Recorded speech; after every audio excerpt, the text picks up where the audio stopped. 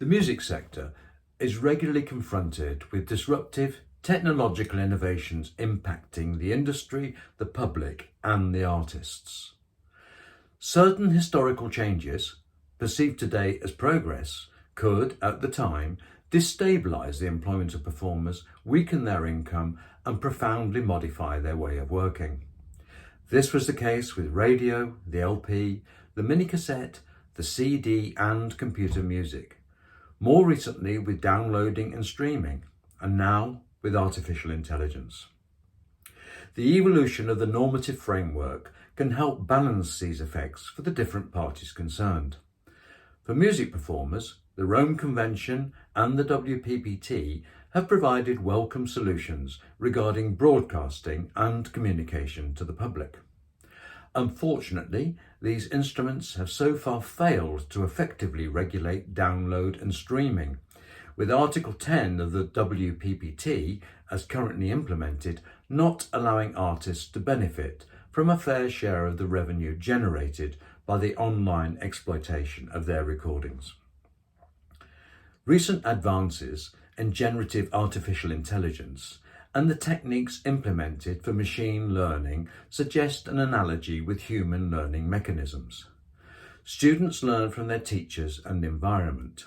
They take the geniuses of the past as models and cannot ignore the influences that permeate the gradual acquisition of their skills. The creative act, therefore, never starts from a blank page. By analysing and assimilating existing works, the machine follows a comparable path. However, this analogy quickly reaches its limits.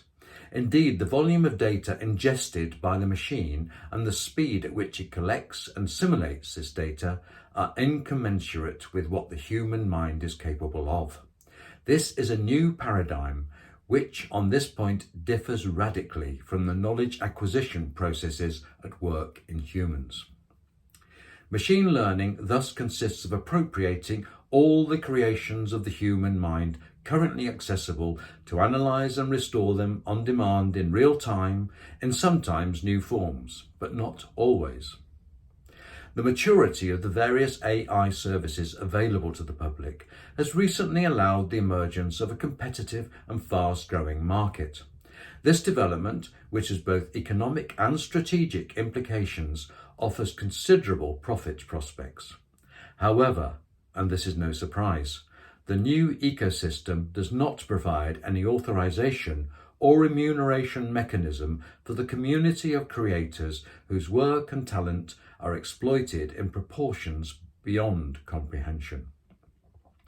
It is legitimate and urgent to examine the question of consent and fair compensation, based partly on the existing regimes of copyright and neighbouring rights. These two concepts, as they have been designed, do not seem able to respond satisfactorily to the particular problems posed by generative AI, whether for incoming or outgoing data. Concerning the copyright protection of content produced by AI, or with its assistance, this is a new and complex question that gives rise to discordant decisions depending on the country. At this stage, deciding firmly between copywriting of AI-generated content and its classification as public domain is challenging.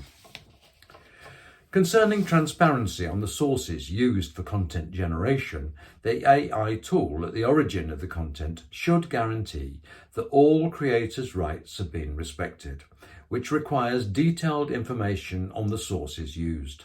It is also essential that the public is informed of the nature of the content so that they know whether they're dealing with the work of a human mind or an AI product. Regarding incoming data, the AI regulation recently adopted by the European Union and the provisions on TDM provided for by Directive 2019/790 on copyright in the digital single market give only a partial answer. As it stands, Article 4 of the 2019 Directive only allows rights holders to reserve their rights through machine-readable means in the case of content made publicly available online. While these provisions have existed for almost 5 years, there are still no validated or standardized machine-readable means, which makes this opt-out mechanism purely theoretical. Furthermore, since music performers generally transfer their exclusive rights to a producer, they can no longer exercise this option once the transfer has occurred. Artists should have the rights to prohibit access to their recordings by AI for TDM purposes in an effective manner, including after the transfer of their exclusive rights. Generally speaking, the central question for artists is, once again, their remuneration.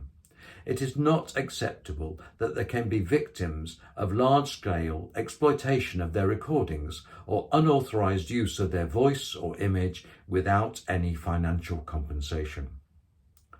We consider that the notion of free, prior and informed consent, as used in the United Nations Declaration on the Rights of Indigenous Peoples, could inspire a mechanism for protecting human creative heritage when it is used by AI, whether for profit or not.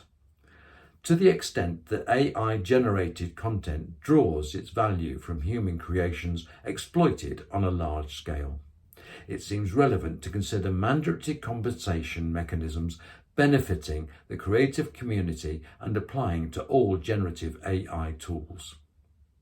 FIM and its members are ready to contribute to this reflection, as they have done during all WIPO debates concerning the recognition and protection of the intellectual property rights of artists. Thank you.